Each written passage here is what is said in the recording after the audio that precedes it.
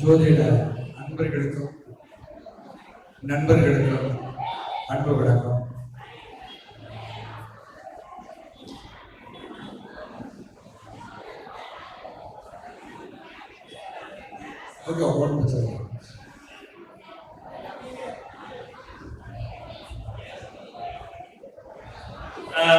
Madam Poongudi madam வெளியே இருந்தீங்கன்னா கொஞ்சம் வாங்க. பேக் இருக்குது, உங்களுடைய ஓட்டர் ஐடி இருக்குது. கொஞ்சம் தயவு செய்து யாரும் பேச வேண்டாம். ஐயாவுடைய சிறப்பு சொற்பொழிவு கேட்பது என்பது ரொம்ப ஒரு பெரிய விஷயம். நிறைய சென்ட்ரல் ப்ரோக்ராமுக்கு இடையில ஐயா அவர்கள் இங்க கருத்து பதிவு செய்ய வேண்டும் என்ற ஆர்வத்துல நீங்க வந்திருக்கிறாரு. அதனால கொஞ்சம் அனைவரும் அமைதி காக்குமாறு அன்புடன் கேட்டுக்கொள்கிறோம்.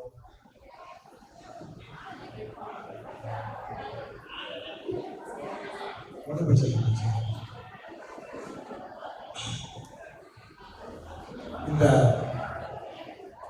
கூட்டத்திற்கு தலைமை ஏற்றிருக்கிறார்.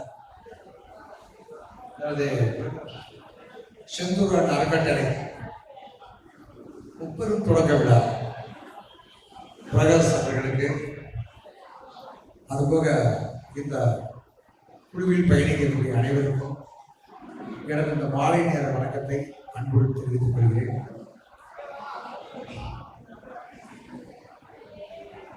இந்த மதுரை மன்னர் இயலிசை நாடகத்துக்கு தலை சிறந்த மதுரை மன்னர் ரொம்ப கிரௌண்டா இருக்குது, சத்தம் பயங்கரமா பேசுறாங்க.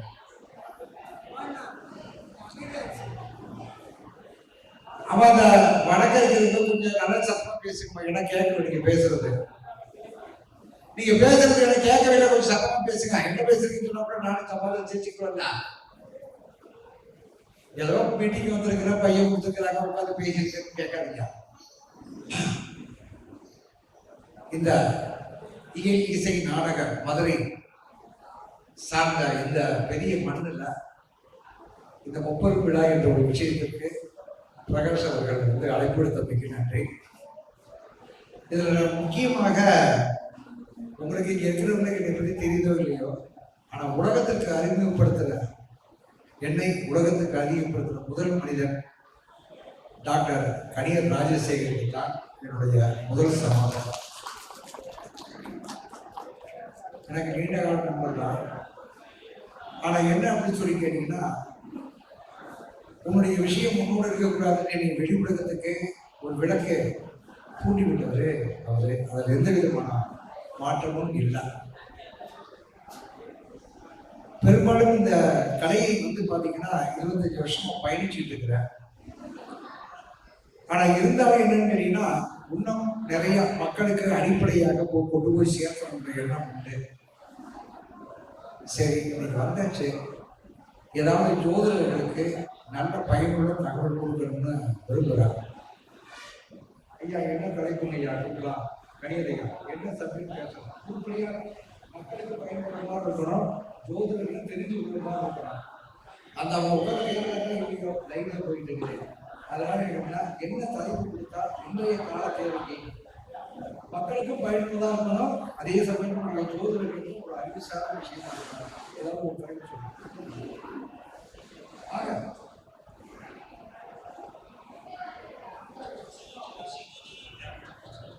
எந்த திதியில் ஒவ்வொருத்தரும் ஒரு திதியில் பிறந்திருப்பாங்க. அந்த திதியில் பிறந்தவர்கள் எந்த கோவிலுக்கு சென்றால் செல்வம் பெருகும். ஐயா ஐயா இது சந்திரமண்டலம் செவ்வாய் மண்டலத்தை தவிர மற்ற உனக்கு திதி சொல்லியா எல்லாம் போயாச்சு. வேற ஏதாவது ஒரு சப்ஜெக்ட் சொல்லுங்க சாமி. என்ன சொல்லுங்க?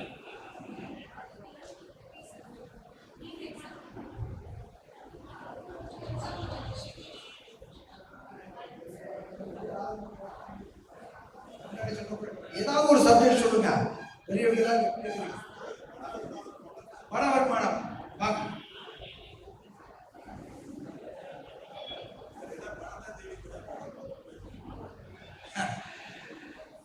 ஒருத்தர் வேலையை சொல்றாரு, ஒருத்தர் பணத்தை சொல்றாரு.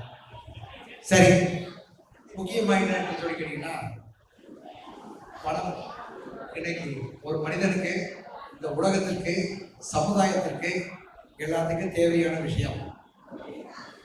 இந்த ஜோதிட சாஸ்திரத்தினுடைய அடிப்படையில என்னுடைய அனுபவத்தை சொல்லக்கூடிய விஷயம் என்னன்னு சொல்லி கேட்டீங்கன்னா,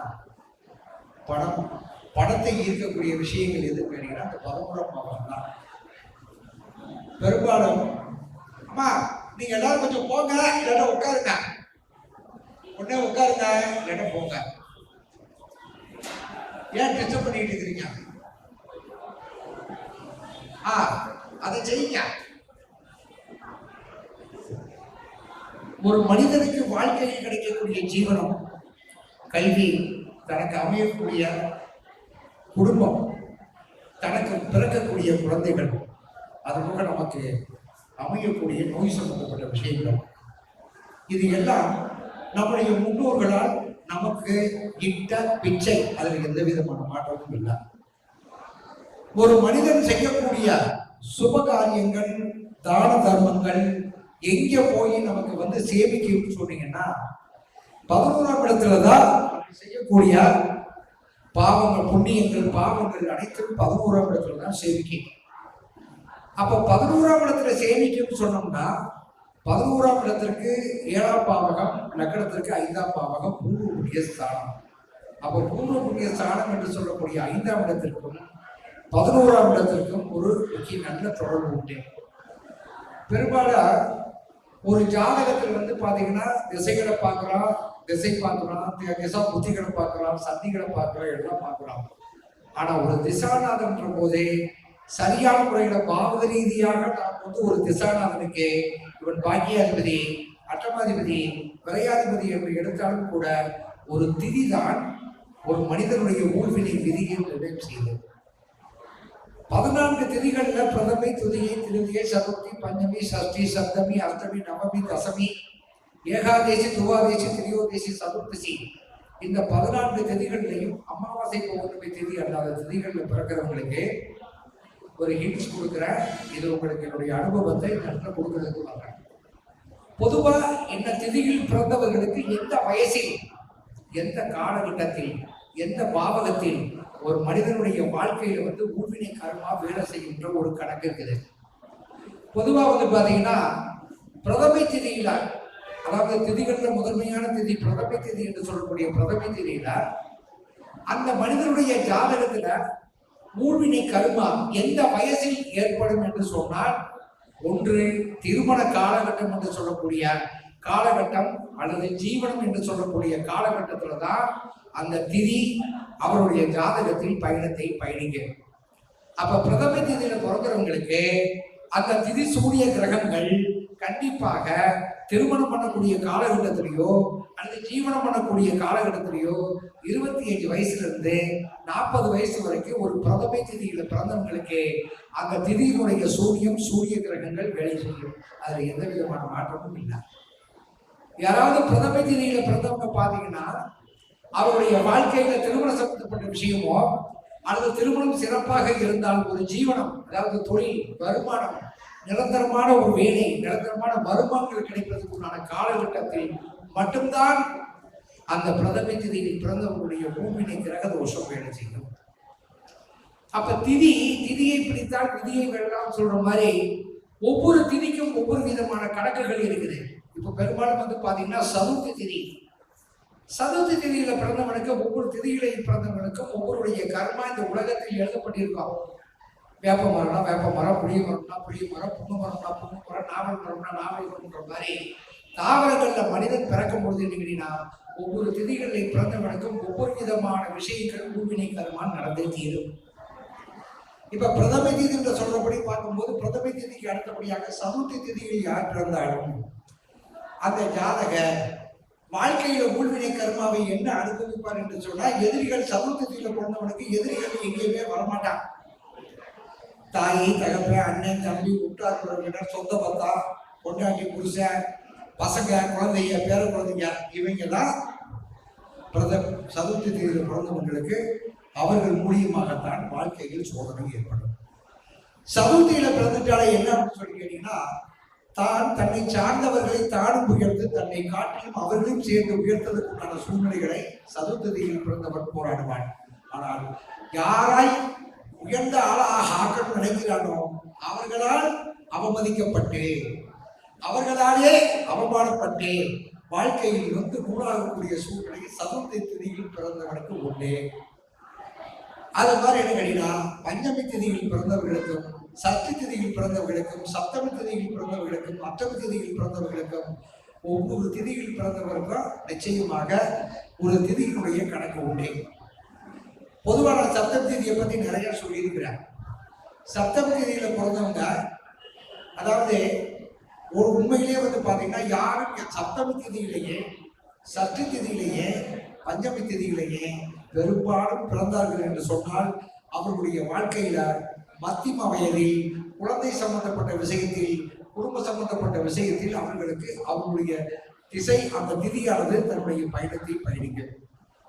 அப்ப இந்த கரணம் என்று சொல்லக்கூடிய திதி நாமயோக கரணங்கள், நாள் நட்சத்திரம் திதி நாமயோக கரணங்கள் சொல்லக்கூடிய கரணங்கள்ல இந்த 11ஆம் இடத்துக்கு அதிபதிக்கும் அந்த ஜாதகருடைய கர்ணாதிபதிக்கும் ஒரு தொடர்பு கண்டிப்பா இருக்கும். கரணம் கர்ணாதிபதி, கர்ணாதிபதி பாவத்துக்கு செவ்வாய், பாலவத்துக்கு ராகு, கௌளவத்துக்கு சனி, கைதுரைக்கு சுக்கிரன், இப்படி கரண அதிபதிகள் என்று சொல்லக்கூடிய காரியங்களை செய்யக்கூடிய கணக்குப்படி பார்த்தீங்கன்னா பொதுவாகவே என்னன்னா 2 நம்முடைய ஊழ்வினை பாவகர்மாவுக்கு 2 வில்லன் இருக்கிறாங்க. ஒன்று திதி சூன்யாதிபதி, இன்னொன்று லத்தை என்று சொல்லக்கூடிய உலகத்திற்கு முடங்கை என்ற வார்த்தையை அறிமுகப்படுத்திய முடங்கை. 2வது ஹீரோ யாருன்னு கேட்டீங்கன்னா, அந்த ஜனன ஜாதகருடைய யோகி என்று சொல்லக்கூடிய நாம யோகத்தினுடைய அதிபதியும் அந்த ஜாதகருடைய கரணாதிபதியும் தான் ஹீரோ. அப்ப இந்த 2 வில்லன்களை யாரை காப்பாற்றுவார்கள் என்று சொல்லி கேட்டீங்கன்னா, ஒரு ஜனன ஜாதகத்தில் இருக்கக்கூடிய ஹீரோ என்று சொல்லக்கூடிய யோகியும் கருணாதிபதியும் தன்னுடைய விஷயத்தை அவர்களுக்கு காப்பாற்றி கொடுப்பார்கள். அப்ப கருணாதிபதி எப்ப வேலை செய்யலாம் அப்படின்னு சொல்லி கேட்டீங்கன்னா, இந்த கருணாதிபதியும் யோகாதிபதியும் யாரோடு சேர்ந்து கோச்சார கிரகத்தில் பயணிப்பான் என்று சொல்லி கேட்டீங்கன்னா, யோகாதிபதியும் கருணாதிபதிக்கும் நம்முடைய கலியுக சக்கரவர்த்தி நீதிமான் என்று சொல்லக்கூடிய சனி பகவானுக்கும் யோகாதிபதிக்கும் கருணாதிபதிக்கும் தொடர்பு இல்லாமல் நம்முடைய ஜாதகத்தில் இருக்கக்கூடிய யோக பலன்கள் வேலை செய்யாது. யோக பாவங்கள்ல என்ன, யோகம் எப்ப நடக்கும்? அப்ப கிரகங்களை அடிப்படை வைத்து சென்றோம்னு கேட்டீங்கன்னா கிடையாது. ஒரு மனிதனுடைய ஜாதகத்தில், ஜனன ஜாதகத்தில் பிறந்த யோகாதிபதியை கோச்சார சனி பகவான், யோகாதிபதி இருக்கக்கூடிய வீட்டையோ அல்லது யோகாதிபதியையோ ஒரு சனி பகவான், கோச்சார சனி பகவான் பார்க்கும் பொழுதே அந்த ஜாதகத்திற்கு நிச்சயமாக யோக பலன் உறுதியாக உண்டு.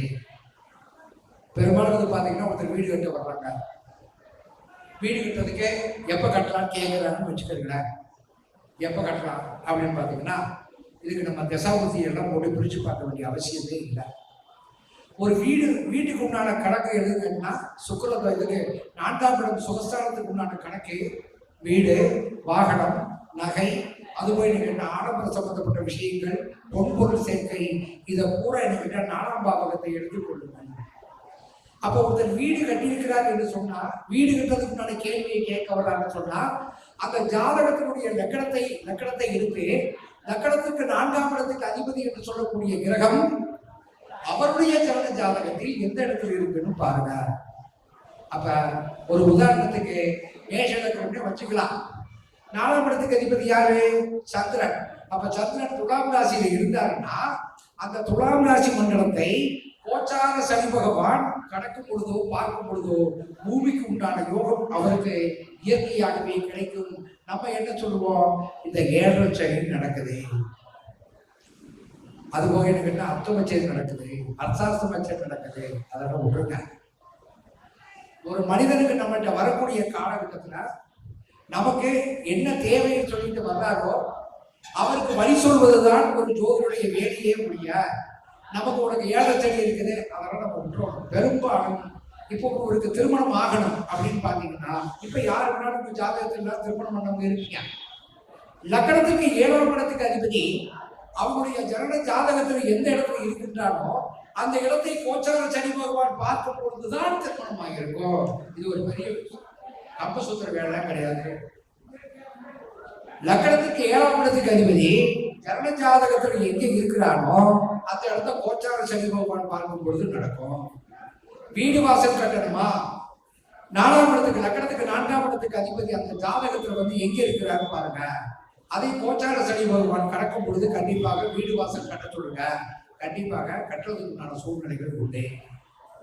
அப்ப யோகங்கள் பாத்தீங்கன்னா, நாம யோகங்கள் என்பது என்னன்னு கேட்டீங்கன்னா, ஒரு மனிதனுடைய வாழ்க்கையில ஒரு உதாரணத்துக்கு சொல்றேன், இரட்டை குழந்தைகள் ஒரு தாய் வீட்டுல பிறக்குது, 10 மாசம் ஒரே மாதிரி இருக்குது, பிறக்கும் பொழுது 10 வருஷம் 10 நிமிஷம் 15 நிமிஷம் வித்தியாசத்துல இருக்குதே பிறக்குதே. ஆனால் நம்ம அதுக்கு ஒரே நட்சத்திரம், ஒரே லக்கணம், எல்லாமே தசாபுத்திகள் ஒன்றாக இருந்தாலும் அந்த 2 குழந்தைகளும் ஒரே மாதிரி எண்ணங்கள் இருக்குதா, உணவு உண்டுதா, படிக்குதா, அல்லது கல்யாணம் முடிச்சுக்குதா, புள்ளவட்டிகளை பெற்றுக்கிறதா, இல்ல போய் சேரும் போது ஒன்னாவே சேர்ந்தான்னு கேட்டீங்கன்னா கிடையாது. என்ன காரணம் அப்படின்னு சொல்லி கேட்டீங்கன்னா, ஜோதிட சாஸ்திரத்துல ஜோதிடர்கள் முதல்ல ஒரு ஜாதகத்தை பார்த்த மாத்திரத்துல அந்த ஜாதகம் துல்லியமாக கணிக்கப்பட்டதா என்பதை நாம் பரிபூர்ணமாக முதல்ல தெரிஞ்சுக்கணும். இப்ப நிறைய பேர் காலையில வந்துட்டு போயிருப்பீங்க, நிறைய பேர் அம்மா தயவுசெய்து இந்த டீ குடிக்கிறவங்களா அம்மா கொஞ்சம் அமைதியா இருக்குமா, இல்லைன்னா போய் வெளியே போய் குடிச்சிட்டு வாங்க. நாங்கெல்லாம் பாத்தீங்கன்னா 25 வருஷம் குப்பை ஓடிட்டு வந்து என்ன பேசிட்டு இருக்கோம், நல்ல விஷயங்கள் 4 பேருக்கு கேட்கறது கெடுக்காதீங்க. ஒன்னும் அமைதியா இருந்தா வெளியே போக பேச. அப்ப ரெட்டை குழந்தைகள் பிறந்த குழந்தைகளுக்கு 15 நிமிஷத்துல முன்ன பின்ன பிறக்கக்கூடிய குழந்தைகளுக்கு அப்ப ஒரே மாதிரி அவங்களுடைய தசாபுத்தி வேலை செய்தா, ஒரே மாதிரி உண்ணுதா, ஒரே மாதிரி படிக்குதா கிடையாது. ஏன் அப்படின்னு சொல்லி கேட்டீங்கன்னா, மற்ற முக்கியமான எல்லா ஜோசியருக்கு தெரியும், இருந்தாலும் ஒரு முக்கியமான விஷயத்த இந்த இரட்டை குழந்தைகள் பிறந்தவர்களுக்கு லக்கண கணிதம் எப்படி கணிக்கணுன்ற விஷயத்தை சொல்றேன், கேட்டுக்கிறேங்க. பொதுவாக ஒரு குழந்தை முதலில் பிறக்கக்கூடிய குழந்தை தாயினுடைய வயிற்றுக்குள் இரண்டாவதாக போன கரு. இரண்டாவது பிறக்கக்கூடிய குழந்தை தாயினுடைய வயிற்றுக்குள் முதலாவது போன கரு. அப்ப இரண்டாவதாக பிறக்க குழந்தை தான் தாயினுடைய வயிற்றில் முறையாக கரு உருவானது. இரண்டாவதாக வளர்ந்து போன கரு முதலாவதாகவும், முதலாவது போன கரு இரண்டாவதாகவும் வருகிறது. அப்ப முதல் பிறந்த குழந்தையுடைய லக்கணத்தை வைத்து இரண்டாவது குழந்தை பிறந்த குழந்தையுடைய லக்கணத்தை 11ஆம் பாவகமாக வைத்துக் கொள்ள வேண்டும். ஏனென்றால் ஒரு லக்கணத்துக்கு மூத்த பாவகம் 11ஆம் பாவகம். அதனால இரட்டை குழந்தைகளுக்கு 2ஆவதாக பிறந்த குழந்தைகளுக்கு பிறந்த முதல் குழந்தையிலிருந்து 12வது குழந்தைக்கு 11ஆவது லக்கண பாவத்தை வைத்து ஜோதிட சாஸ்திரம் கணித்தால் அவர்களுக்கு துல்லியமான பலன் வரும், எந்த விதமான மாற்றமும் இல்லை. அதுபோக யோகம் என்று சொல்றான். நம்ம அனபா யோகம், சுடபா யோகம், அகண்ட சாம்ராஜ்ய யோகம், ஹேமத்துருவ யோகம், சசி யோகம், சந்திரகுரு யோகம், சந்திர குரு யோகம், அது என்னென்னமோ யோகங்கள் சொல்றான். அந்த யோகங்கள்லாம் கிரகங்களால் சொல்லக்கூடிய யோகங்கள் தானே ஒழிய தன்னுடைய தாய் வழி தகப்பன் வழியினால் ஏற்படக்கூடிய யோக பலன்கள் என்பது தனி, அது நிரந்தரமாக நிலையாக இருக்கும். யோகம் என்பது ஒரு மனிதனுக்கு வாழ்க்கையில ஒரு கல்வி எப்படி அவனுக்கு மனசுக்குள்ள பதியுதோ, அவனுடைய ஆயுள் உள்ளவரை, உயிர் உள்ளவரை, எண்ணம் உள்ளவரை அந்த கல்வி இருக்கும். அவன் கற்ற கல்வி செய்யக்கூடிய தொழில் அவன் ஆயுள் உள்ளவரை இருக்கும். அவனுக்கு வரக்கூடிய கணவனோ மனைவியோ ஆயுள் உள்ளவரை இருக்கணும், குழந்தைகளோ ஆயுள் உள்ளவரை இருக்கணும், செல்வமோ ஆயுள் உள்ளவரை இருக்கணும். இதுதான் யோகம். அப்ப ஒரு ஜாதகத்துல பாத்தீங்கன்னா ஒரு கணவனோ இல்ல மனைவியோ தொழிற்சாலனமோ அவனுடைய கணக்குகளோ சிறப்பாக அமைய வேண்டும் என்று சொன்னால் அவனுடைய ஜாதகத்தில் இருக்கக்கூடிய நாம யோகியை வைத்துத்தான் நாம் பரிபூர்ணமாக சொல்லக்கூடிய நாம் சொல்லக்கூடிய லக்ன பாவகத்திற்குண்டான யோகியை வைத்து நாம் பெரும்பாலும் பலன் எடுத்தால் தற்காலிகமாகத்தான் கிரகங்களுடைய கணக்குகள்ல வேலை செய்யக்கூடிய நிரந்தரமாக நிலையானமான யோகத்தை யார் கொடுக்கும் என்று சொன்னால் அந்த ஜாதகருடைய நாமயோகி என்று கணக்கு. நாமயோகி சொல்றாலே யாருக்கும் கூட தெரியாம போகலாம். எப்படி பஞ்சபூதங்கள் காற்று, நீர், நிலம், நெருப்பு, ஆகாயம் இருக்கிற மாதிரி, நாள், நட்சத்திரம், திதி, ராமயோகம், கரணங்கள் இருக்கிற மாதிரி இந்த நாமயோகங்கள்ல விஷ்கம்பம் எப்படி அஸ்வதி நட்சத்திரத்திலிருந்து ரேவதி நட்சத்திரம் வரை 27 நட்சத்திரங்கள் பயணிக்கிறதோ அது மாதிரி விஷ்கம்பம், பிரீதி, ஆயுஷ்மான், சௌபாகியம், சுகர்மம், மதிகண்டம், இப்படி திருதி, சூலம், இப்படி 27 வகையான நாமயோகங்கள் 9 கிரகங்களுடைய அடிப்படை வரிசையில் தொடங்கப்பட்டிருக்கிறதே. இதுதான் கணக்கு. சரி, அப்போ ஒரு மனிதன் எப்பொழுது தொழில் செய்யணும்? எப்பொழுது தொழில் செய்தால் அவன் வாழ்க்கையில முன்னேற்றத்துக்கு வர முடியும். நிறைய பேர் படிச்சிருந்து பணத்தை போட்டு ஆர்வமா தொழில் செய்யறாங்க. நிறைய பேருக்கு கேட்டீங்கன்னா தொழில் போட்டவங்க முயற்சித்தவங்க எல்லாரும் வெற்றி எடுத்திருக்கான்னு கேட்டீங்கன்னா பெரும்பாலும் இல்லை. காரணம் நம்முடைய ஒவ்வொரு மனிதனுடைய வாழ்க்கையில் எப்படி பிறப்பு நமக்கு இறைவன் கொடுத்திருக்கின்றானோ அது மாதிரி எக்ஸ்பைரி டேட் என்பது கண்டிப்பாக உண்டு.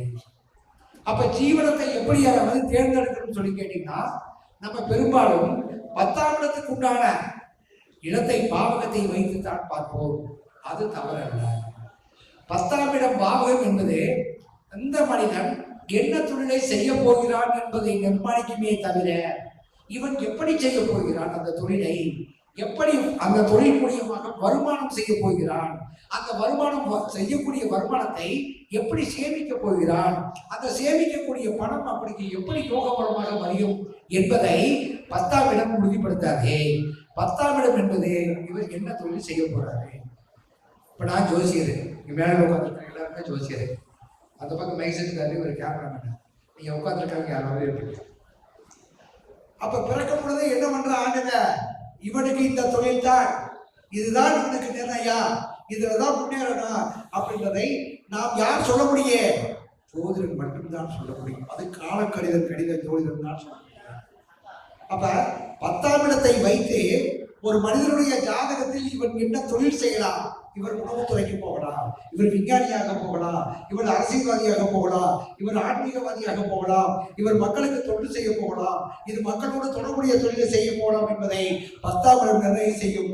ஆனால் அந்த தொழிலை அவன் நிரந்தரமாக நிலையாக செய்கின்றானா, அந்த செய்யக்கூடிய தொழில் வருமானம் ஈட்டுகின்றானா, அந்த வருமானம் ஈட்டக்கூடிய அந்த வருமானத்தை சேமிக்கின்றானா, சேமித்ததை அவன் நோக்கமாக மாற்றுகின்றானா என்பதை செய்யக்கூடிய கிரகம் எது தெரியுமா? சனி பகவான் தான் ஒரு மனிதனுடைய தொழிலில் இருக்கக்கூடிய வருமானத்தையும் அதை சேமிக்கக்கூடிய தன்மையையும் அதன் மூலியமாக அவனுடைய வளர்ச்சியையும் சொல்லிமே தவிர 10ஆம் இடம் ஒரு குறிகாட்டக்கூடியதுதான் என்னுடைய சனி பகவானை மையமாக வைத்துத்தான் செய்யணும். அப்ப சனி பகவானை மையமாக வைத்து செய்யப்படுது 10ஆம் இடத்தை பாருங்க. ஆனால் ஜனன ஜாதகத்தில் சனி பகவான் எங்க இருக்கிறாரோ அந்த இடத்துக்கு அடுத்த வீட்டு தொடர்புடைய அந்த பாவகத்தினுடைய கால கிரகத்தை பார்த்தீங்கன்னா கண்டிப்பாக அந்த தொழிலை அவர் செய்தால் நிச்சயமாக அவர் தொழில் அவருக்கு வருமானத்தை ஈட்டும் என்பதில் எந்த விதமான மாற்றமும் இல்லை. இப்ப அந்த மேலையில உட்காந்துருக்க எல்லாத்துக்கும் பாத்தீங்கன்னா சனி பகவான் குருவனுடைய வீட்டுல உட்கார்ந்துருப்பாரு, இல்ல சனி பகவான் வீட்டுக்கு அடுத்த வீடு குருவா இருக்கு, கேட்டா சனி பகவானே குரு பார்ப்பார் இருக்குதா? ஜோசியரா இருக்கிறவங்க கூட பாருங்க, சனி பகவான் குரு பகவானுடைய வீட்டுல உட்கார்ந்துருப்பாரு, இல்லாட்டா குரு பகவான் சனி பகவானை பார்ப்பாரு, இல்லாட்டா சனி பகவான் இருக்க வீட்டுக்கு அடுத்த வீடு குருவனுடைய வீடா இருக்கும். அப்படி இருந்தால் அவர் ஜோதிடத்தில் வில்லாளர். இவ்வளவுதான். சரி, இந்த போட்டோகிராஃபர் இருக்காரா? ரைட்டு, போட்டோகிராஃபர் இருக்காரு. அவருக்கு உண்டான கிரகம் இது, அவருக்கு உண்டான கிரகம் இது. இந்த ஒளி சம்பந்தப்பட்ட விஷயத்துல புதனுக்கும் ராகுக்கும் சம்பந்தம் உண்டு. ஏன்னு கேட்டீங்கன்னா ஒரு விஷயத்தை பிரம்மாண்டமா காமிப்பாக்கப்பட பேசிட்டு இருக்குதா இங்க சிசிடிவி கேமராவில பெருசா தெரியுதா? பிரம்மாண்டத்தை உருவாக்கக்கூடிய கிரகம் இது ராகு. இப்ப நீங்க யார் வேணாலும் எடுத்து பாருங்க, இந்த கேமராமேன் இருக்கிறவங்க, அந்த மைசூர் இருக்கிறவங்க ஜாதகத்தை பாத்தீங்கன்னா சனி பகவான் ஒரு ராகு சேர்ந்திருப்பார், அல்லது சனி பகவானுக்கு பக்கத்துல ராகு இருக்கிற பூரா திரைப்படத்துறையிலேயே கவிஞனாகவும் ஒளிப்பொலிவாளர்களாகவும் மிக சிறந்த கலைஞராகவும் மாறுவான். அது ஒன்று மாற்றமே இல்லை. கவிஞனா முதல் எடுத்துக்கிருக்க சனி பகவான் புதனுடைய வீட்டில் இருந்தாலும் புதனுக்கு சனி பகவானுக்கு நிற்கக்கூடிய வீடு அடுத்த வீடு புதனாக இருந்தால் அவன் கல்வி கேள்விகளில் சிறந்து விளக்குவான், இயற்கையினுடைய ஞானத்தை கிடைக்கும். இது பூராமே ஒரு தொழிலை நிர்ணயம் பண்ணக்கூடிய கணக்கு. அப்ப 11ஆம் இடத்துக்கு அதிபதி பணம் வேணும்னு பறந்தா மட்டும் பத்தாதே. ஒரு ஓடு மீன் ஓட ஒரு மீன் பெருகி வர வாடி இருக்குமா போன்ற மாதிரி ஒவ்வொரு மனிதனும் தன்னுடைய வாழ்க்கையில தன்னுடைய ஜீவனத்துக்காக வேண்டி உட்கார்ந்துக்கணும். என்னுடைய வாழ்க்கையை பற்றி முழுமையாக தெரிந்தவர் கணியர் ராஜசேகர். 25 ஆண்டுகள், ஒரு வருஷம் 2 வருஷம் இல்ல. இன்றைக்கு மதுரை மக்கள் கொஞ்சமா தெரிஞ்சிருந்தாலும் கூட என்னுடைய பயணம், இந்த ஜோதிட பயணத்தில் 25 ஆண்டுகள், கிட்டத்தட்ட சுமார் ஒரு 1 லட்சம் ஜாதகங்கள் பலவிதமான கோயில்கள் 1236 ஸ்தலங்களுக்கு நான் போயிட்டு இருக்கிறேன். இன்னைக்கு தமிழ்நாட்டுல உனக்கு தீசூனிய அவயோகி எந்த கோயில்களை எந்த ஜோசியர் கொடுத்தாலும் அது என்னுடைய குருநாதர் வாயிலாக எனக்கு கொடுக்கப்பட்டது. இன்னைக்கு கொடுக்கக்கூடிய முடக்கு கோயிலா இருந்தாலும் சரி, திதி கோயிலா இருந்தாலும் சரி, அவயோக கோயிலா இருந்தாலும் சரி, கரண கோயிலா இருந்தாலும் சரி, என் மூலியமாக கொடுக்கப்பட்டது. அதற்கு என்னுடைய 25 வருட பயணம் முடிந்திருக்கேன். ஏன் நான் மட்டும் முடிச்சா பார்த்தாது, என்னுடைய ஜாதி, என்னுடைய இனம், அத்தனை ஜோதிடர்கள் நல்லா இருக்கிற கொடுத்து நான் மறைச்சு வச்சிருக்கேன். எனக்கு என்ன ஒவ்வொருத்தர் வாங்குறவற்றை எனக்கு மறைக்க தெரியாதான். ஏன்னு கேட்டீங்கன்னா இன்னைக்கு மலதரப்பேட்டை பேர்ல கொடுத்துருக்குறாங்க, எல்லாரும் கோவில்களுக்கு அனுப்புறாங்க. 10 வருஷத்துக்கு முன்னாடி குறிப்பிட்ட ஸ்தலங்கள்ல மட்டும்தான் கோவில்ல தீபம் விளக்க எரிஞ்சது. இன்னைக்கு எல்லா கோவில்களையும் விளக்கு எரியுது, தீபம் எரியுது. அந்த கோவிலை கட்டக்கூடிய தெய்வம் உங்களுக்கு அனுகிரகம் கொடுக்குதோ இல்லையோ, அந்த கோவிலை கட்டின மன்னனுடைய ஆன்மா உங்களுக்கு ஆசீர்வாதம் கொடுக்குது. காரணம் என்னன்னா அவனுடைய ஆன்மா ஒரு மன்னனுடைய ராஜராஜ சோழன் காலத்திலேயோ இல்லது நம்ம பாண்டியன் மன்னன் காலத்திலேயே கட்டப்பட்ட கோயில்கள்லாம் ஒரு மிகப்பெரிய அந்த மன்னனாக இருக்கலாம். இவ்வளவு பெரிய கோயிலை கட்டியிருக்கிறார், மக்கள் யாரும் மல்லையன்னு சொல்லிட்டு நம்ம போய் தீபம் போட்டோம்னா அங்க இருக்கக்கூடிய தெய்வம் நமக்கு அனுபவிக்க வேண்டியமா அல்ல, அந்த கோயிலை கட்டின மன்னனுடைய ஆன்மா நமக்கு ஆசீர்வாதம் கொடுத்தாலும் பித்தர்கள் ஆசீர்வாதம் கொடுத்த மாதிரி. அதுபோல இந்த மதுரை மண்ணுக்கு ஒரு பெருமை உண்டு. மதுரை மண்ணுக்கு மிகப்பெரிய, இந்த மதுரை மண்ணுக்கும் திருச்சி மண்ணுக்கும் ஒரு மிகப்பெரிய வலிமை உண்டு. என்னன்னு எல்லாரும் கேட்கலாம். இந்த மதுரை மண் தான் சூரிய தோஷத்துல 12 லக்கண பாவகத்திற்கு 12 வகையான லக்கணத்திற்கு, மேஷத்துக்கு, ரிஷபத்திற்கு, மிதுனத்திற்கு, கடகத்திற்கு 12 லக்கணத்திற்கு சூரியனுடைய தோஷத்தை நிவர்த்தி பண்ணக்கூடிய ஸ்தலங்கள்ல 2 சூரியனுடைய தோஷத்தை நிவர்த்தி பண்ணக்கூடிய ஸ்தலங்கள் மதுரையில தான் இருக்குது. அது மாதிரி திருச்சியில குருவுடைய தோஷத்தை நிவர்த்தி பண்ணக்கூடிய ஸ்தலங்கள் 12 லக்கண பாவகத்திற்கும் 12 வகையான குருவனுடைய தோஷத்தை நிவர்த்தி பண்ணக்கூடிய ஸ்தலங்கள் இருக்குது. அது மாதிரி லக்கணத்திற்கு 4ஆம் இடம் சொல்லக்கூடிய சிம்மராசி மண்டலத்திற்கு உண்டான சூரிய தோஷத்தை நிவர்த்தி பண்ணக்கூடிய ஸ்தலம் இது தெரியுமா?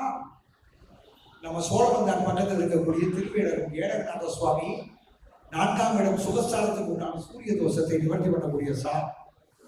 அதுக்கப்புறம் வந்து பாத்தீங்கன்னா நம்ம யானமலை ஒத்தைக்கடையில் இருக்கக்கூடிய லட்சுமி நரசிம்மர் லக்கணத்துக்கு 12ஆம் பாவகம் சூரியன் யாருக்கு தோஷம் படைச்சிருக்கிறதோ இங்க வந்து பாத்தீங்கன்னா கன்னிலக்கண மேஷலக்கணமாக இருந்து 4ஆம் இடம் அந்த ஜாதகத்துல பாதிக்கப்பட்டிருந்தால் திருவேடகம் வந்தா அவனுடைய ஊழ்வினை கர்மா நிவர்த்தி ஆகி போயிடும். எப்படி அகத்தியருடைய முனிவருடைய காலடிப்பட்ட உடனே காவிரி தாயினுடைய அந்த சாபம் நிவர்த்திப்பட்டு மீண்டும் கல்லாய் இருந்த காவிரி நீராக ஓடினாலோ அது மாதிரி சாப விமோசனம் கொடுக்கக்கூடியதில்ல சூரியனுக்கு. இந்த 2 ஸ்தலங்கள் மதுரையில இருக்குது. அதுபோக சனி கிரகத்தினுடைய தோஷத்தை நிவர்த்தி பண்றதுக்கு திருவாரூர்ல இருக்கக்கூடிய திருமறைநாதரும் அங்கே இருக்கக்கூடிய மங்களச்சனி பகவானும், அதாவது சூரியனுடைய வீட்டில் சனி இருப்பவர்களுக்கு வாழ்க்கையில இது வந்து இருக்கிற வருமானம் சம்பந்தப்பட்ட விஷயத்துக்கு உண்டான அமைப்புகள்ல ஒரு முன்னேற்றங்கள் தடைபடும், விருத்தி தடைபடும். அப்ப திருவாரூர்ல இருக்கக்கூடிய திருமறைநாதரையும் அங்கே இருக்கக்கூடிய மங்களச்சனி பகவானையும் வழிபாடு பண்ணாலே அங்க இருக்கக்கூடிய அந்த சனி கிரக தோஷம் நிவர்த்தி ஆகிடும். இதெல்லாம் நம்ம மதுரையில் இருக்கக்கூடிய விஷயம். அது போக சொல்லிக்கிட்டே போகலாம். திருப்பரங்குன்றம் இந்த பக்கம் பார்த்தோம்னா உங்களுக்கு திருவேடகம், இங்க காலமளவுத்தக்கரை, திருமூர், திருவாரூர், இப்படி மதுரை மண்ணை சுற்றி குருவனுடைய தோஷம், சூரியனுடைய தோஷம், செவ்வாயினுடைய தோஷம், இந்த 3 வகையான தோஷத்தை நிவர்த்தி பண்ணக்கூடிய தன்மை இந்த மதுரை மண்ணுக்கு உண்டு. இதை விட கேட்டீங்கன்னா தமிழகத்தில் ஒரு மிகப்பெரிய புண்ணியமான இடம் எது கேட்டீங்கன்னா மதுரையும் திருச்சியும். காரணம் என்ன கேட்டீங்கன்னா வைகை ஆறு, அதாவது மதுரையில நடு சென்று திருச்சியில காவிரி ஆறு ஊருக்கு சென்று போடுறது புனிதமான அமைப்பு. இது ஒரு கணக்கு. அப்ப ஒவ்வொரு மனிதனும் தன்னுடைய ஜீவனத்தை அமைப்பதற்கு போராடுறான், படிக்கிறான், எல்லாம் பண்றான். தயவு செய்து சனி பகவான் இருக்கக்கூடிய இடத்திற்கு அடுத்த ராசி மண்டலம் அவருடைய ஜாதகத்தில் 8ஆம் இடமாகவோ அல்லது 6ஆம் இடமாகவோ இருந்தால் அவர்களுடைய அந்த சனி பகவானுக்கு நிற்கக்கூடிய அடுத்த ராசி மண்டலத்தை அந்த கிரக தோஷத்தை தயவு செய்து நிவர்த்தி செய்து விட்டால் அவனுக்கு ஏற்படக்கூடிய தடைகள், தொழில் சார்ந்த தடைகள் நிவர்த்தி ஆயிடும். அவன் ஜீவனத்தில் உயர்வான். ஜீவனத்தில் உயர்ந்தால் குடும்ப உயர்வு பெருமையாகும். இதுதான் கணக்கு. சரி, மொத்தமா ஒரு விஷயத்தை சொல்லிடுறேன். ஒருவருடைய பணம் பணம் அவருக்கு நடக்கக்கூடிய நல்ல காரியங்கள் எப்பொழுது நடக்கும்? உங்க லக்கணத்தை எடுத்துக்கிறீங்க, சிம்பிளா எடுத்துக்கிறீங்க, லக்கணத்தை எடுத்துக்கிறீங்க. லக்கணத்துக்கு 11ஆம் இடம் எதிர்பாருங்க. அந்த 11ஆம் இடத்தை கோச்சார சனி பகவான் எப்பப்பெல்லாம் பார்க்கிறானோ அப்பப்பெல்லாம் உங்களுக்கு யோக பலன் கண்டிப்பாக கண்டிப்பாக நடக்கும், கண்டிப்பாக நடக்கும். அது எந்த விதமான மாற்றமும் இல்லை, நிச்சயமா இல்லை. அப்ப நம்ம ஞானிகள் என்ன கேட்பாங்க? பசங்க படிக்குமா, படிப்பாங்களா, அடுத்து உத்தியோகம் கிடைக்குமா, திருமணம் எப்பொழுது ஆகும், குழந்தை பேர் எப்போது நடக்கும், எத்தனை கேட்க போறாங்க? அமெரிக்க அதிபராக என் பையன் கேட்க போறாங்களா, இல்ல தமிழ்நாட்டில் வந்து முதலமைச்சராக போட்டு கேட்க போறாங்களா, இல்ல பாரத பிரதமர்? கிடையாது. அப்ப சின்ன சின்ன சிம்பிளான டிப்ஸ். கல்வி, தொடக்க கல்விக்கு 2ஆம் இடத்தை பாருங்க. தொடக்க கல்வி, நடுநிலை பள்ளி, உயர்நிலை கல்விக்கு வந்து பாத்தீங்கன்னா 2ஆம் இடத்தை பாருங்க. 2ஆம் இடத்தை பார்க்கும் பொழுது உங்களுக்கு தெரியும். அது மாதிரி உயர்நிலை கல்விக்கு 5ஆம் இடத்தை பார்க்க வேண்டும். இதுதான் கணக்கே. சரி, இன்னொரு விஷயம்.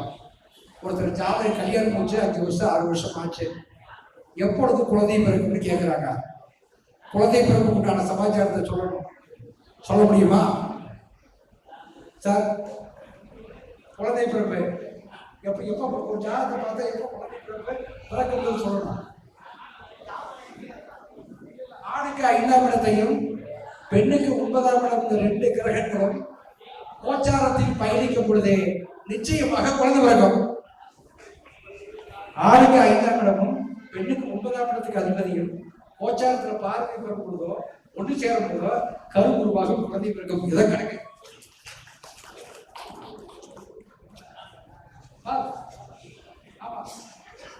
நான் என்ன சொல்றேன்னா, நான் வந்து மேடை கிடைச்சிருச்சு, மைக்கு கிடைச்சிருக்காங்க சொல்ல வேண்டாம். நான் சொல்லக்கூடிய விதி சரியா இருக்காது. இப்ப கூட நீங்க செக் பண்ணி பார்த்துக்கலாம்.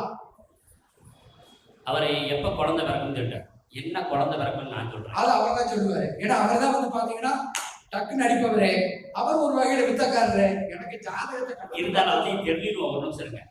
எல்லாருக்கும் 5ஆம் இடத்து அதிபதி, 5ஆம் இடத்து அதிபதி என்ன சாரம் வாங்கியிருக்காருன்னு பாருங்க. அந்த சாரநாதன் ஆண் வீட்டில் இருந்தா ஆண் குழந்தை, பெண் வீட்டில் இருந்தா பெண் குழந்தை. ஆனா குழந்தை வர்க்க பத்தி பயப்படாதீங்க. ஆணுடைய ஜாதகத்திற்கு 5ஆம் இடமும் பெண்ணுடைய ஜாதகத்திற்கு 9ஆம் இடமும் சொன்ன ஒரு சின்ன கருத்தை நான் சொல்லிடுறேன். எப்பவுமே புத்திரஸ்தானம் 5ஆம் இடம், புத்திர கிரகம் குரு பகவான். ஆனா என்ன கேட்டீங்கன்னா, புத்திரக்காரகன் குரு பகவான் தான் ஆணுடைய ஜாதகத்துல ஆதிபத்திய ரீதியாக சூரியனுக்கும் சந்திரனுக்கும் ஒரு வீடு மட்டும் உண்டு. இது எல்லாத்துக்குமே தெரிஞ்ச விஷயம். சூரியனுக்கும் சந்திரனுக்கும் ஒரே வீடு தான், ஆதிபத்திய வீடு உண்டு. அப்ப சூரியன் ஆண் கிரகம், அவன் தான் இந்த உலகத்தில் இருக்கக்கூடிய உயிர்களுக்கு உயிர் தன்மையை கொடுக்கக்கூடியவன். சூரியனுக்கு 5ஆம் இடம் தனுசு ராசி மண்டலம் குரு பகவான், அது புத்திரக்காரகனாகவும், பெண் என்று சொல்லக்கூடிய ஒரு தாய், அதற்கு காரகன் சந்திரனாக இருக்கின்ற காரணத்தினால் சந்திரனுக்கு 9ஆம் இடம் வந்து பாத்தீங்கன்னா மீனராசி மண்டலம். அதே சமயத்துல 9ஆம் இடம் ஆகிய குரு பகவானாக இருக்கின்ற காரணத்தினால் அது மோட்ச ராசி, கர்ப்பராசி, தாயினுடைய பணிக்கூடம் உள்ள ராசி. அந்த மோட்ச ராசி மண்டலத்துல ஒரு தாயினுடைய பணிக்கூடத்துல இருந்துதான் உலகத்தில் இருக்கக்கூடிய உயிர்கள் இருந்து வருவதனால எங்கிருந்து வந்ததோ அங்கேதான் மூன்றினை கர்மாவை கொடுக்க வேண்டும் என்று நம்முடைய முன்னோர்கள் பித்திருக்களுக்கு தன்னுடைய திதிதப்பட பூஜைகளை நாம் கொடுப்பதற்கு கடற்கரைகளையும் நதிகளையும் கொடுப்பதற்கு காரணம் அந்த மீனராசி மண்டலம் என்று சொல்லக்கூடிய மோட்சராசி. அது மாதிரி கடகராசி மண்டலம் சந்திரனுடைய ராசி, தாய் ராசி, அது மோட்சத்தை உண்டான ராசி. 9வது ராசி மீனராசி, அதுவும் குருவனுடைய ராசி. அப்ப பெண்ணுக்கு குரு பகவான் புத்திரகாரகன் குரு பகவானாக இருந்தாலும் 9ஆம் இடமாகவும், ஆணுக்கு தனுசு ராசி சிம்மராசி மண்டலம் உங்களுக்கு அதற்கு 5ஆம் இடம் 2 ஆட்கிரகமாக இருக்கின்ற காரணத்தினால் ஒருவருடைய ஜாதகத்தில் கணவன் மனைவி சம்பந்தப்பட்ட உறவுகள்ல குழந்தைக்கு ஒரு கரு உருவாகின்ற போதே ஆணுடைய 5ஆம் இடமும் பெண்ணுடைய 9ஆம் இடமும் கோச்சாரத்தில் எங்கு பயணிக்கிறதோ அந்த காலகட்டங்கள் உருவாகும். இதோட ஒரு பெரிய கூட்டிகள் சொல்லி கேட்டீங்கன்னா, ஒரு ஆணுக்கு தனக்கு பிறக்கக்கூடிய குழந்தைகள், ஒரு ஆண்மகன் எந்த மாசத்தில் பிறந்தாலும் அவனுடைய கேந்திர திரிகோண மாசங்களில் தான் தனக்கு பிறக்கக்கூடிய குழந்தைகள் பிறப்பார்கள். இதுதான் ஒரு பெரிய அதிசயம். யார் ஒரு ஆணுடைய ஜாதகம் எந்த மாசத்தில் பிறகின்றானோ அந்த மாசத்திலிருந்து கேந்திரம் சொல்லக்கூடிய 1, 4, 7, 10 தான் அவனுக்கு பிறக்கக்கூடிய குழந்தைகள் பிறப்பாங்க. அந்த மாசத்துல பிறப்பாங்க. அப்படி இல்லாத பட்சத்துல 5, 9, 11 பிறப்பாங்க. இதுதான் உலகத்தின் பிரபஞ்சத்தினுடைய ரகசியம். தனி பேசலாமா முடிச்சுக்கலாமா?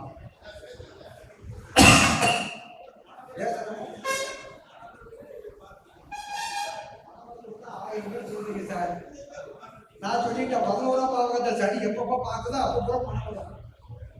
லக்கணத்துக்கு 11ஆம் பாவகத்தை எப்பப்ப சனி பாக்குறானோ அப்பப்போ பணம் வரும். கண்டிப்பா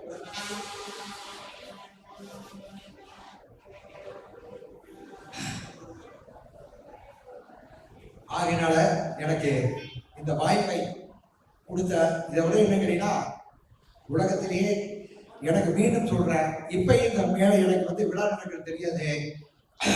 கனியர் ராஜசேகர் கூப்பிட்டு சொன்னாரு, ஐயா உங்க பேர் போட்டிருக்கேன் அப்படின்னாரு. நான் ஸ்ரீலங்கா போயிருக்கும் போது இவர் கூப்பிட்டுருக்காரு, பிரகாஷ் கூப்பிட்டுருக்காரு.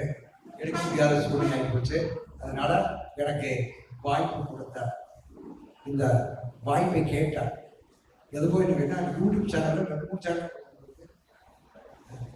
அனைத்து யூடியூப் சேனலை பார்த்த மக்களுக்கும் என்னுடைய மனமார்ந்த மாலை வணக்கத்தை தெரிவித்துக் கொண்டு விடைபெறுகிறேன். நன்றி.